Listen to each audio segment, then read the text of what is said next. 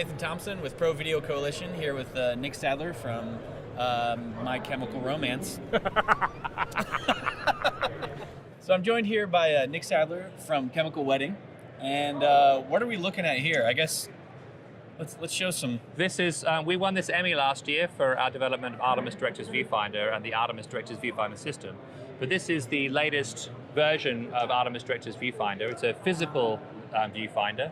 I mean, that's a lot different than the Artemis I'm used to using. It is, but it's actually strangely familiar because what the limitations that Artemis has as a director viewfinder system is it relies on an idealized idea of how lenses work.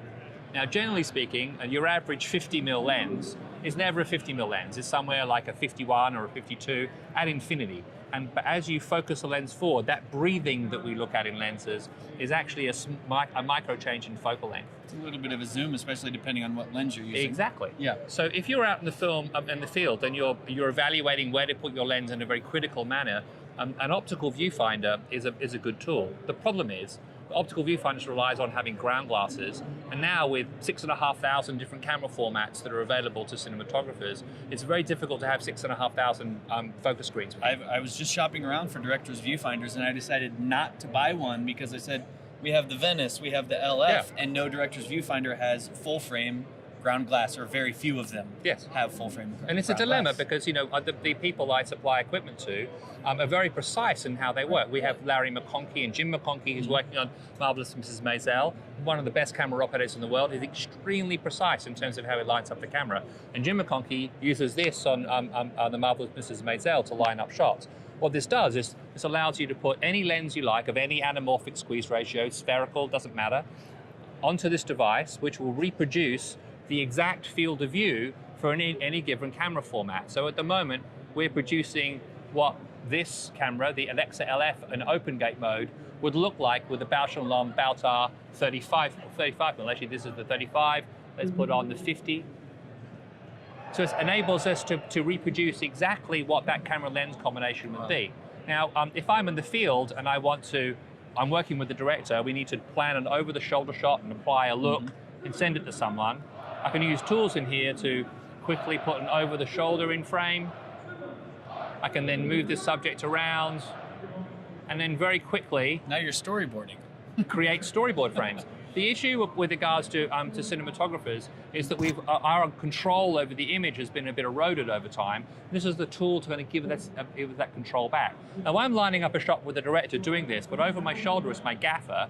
He can see what's going on, and we can have a kind of an ongoing conversation about lighting and what our intent is going to be, because they can see this image coming together. Like, to me, all of this, it's a visual language, and if you're not communicating clearly, then something's going to be missed, something's going to be planned for incorrectly. Exactly. So this helps you be that precise. Precise. And when I'm ready to send that image out to someone, I can then say, okay, I want to email this image off, and I can email that image to someone with all the data intact, and they can see exactly what we're doing. So if I'm going to go and do a job or do a shot, and the first AD needs to know what we're doing, if I send them this picture, I could send this picture to my gaffer, my grip, my first AD, and they're all going to take from that picture their own information. And it has the information right there. It has all the metadata all built in. So with so many cameras out there, this one's really adaptable to any lens mount, any sensor size. It is. It's fully adaptable to any camera system that you want to reproduce.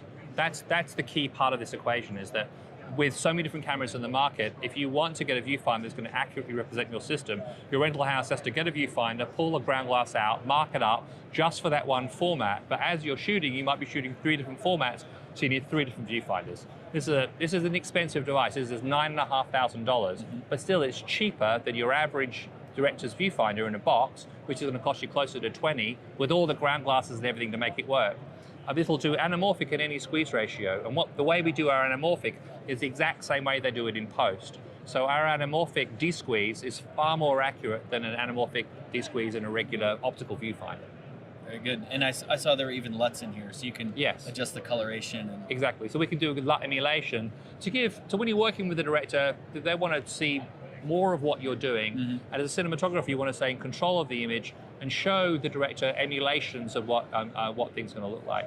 Now, a lot of people look at this and say, hey, but it's just an iPad. Really, the iPad is actually a relatively effective way of providing a very good quality screen at a reasonable price. The other part of the equation is that when new iPads come out with better image quality and better screen quality, we can easily update those things. So it's scalable over time to a rental house. Right. All right. Very good. Thanks, My pleasure. And we won an Emmy for it. That'll show up at the beginning. Oh, good.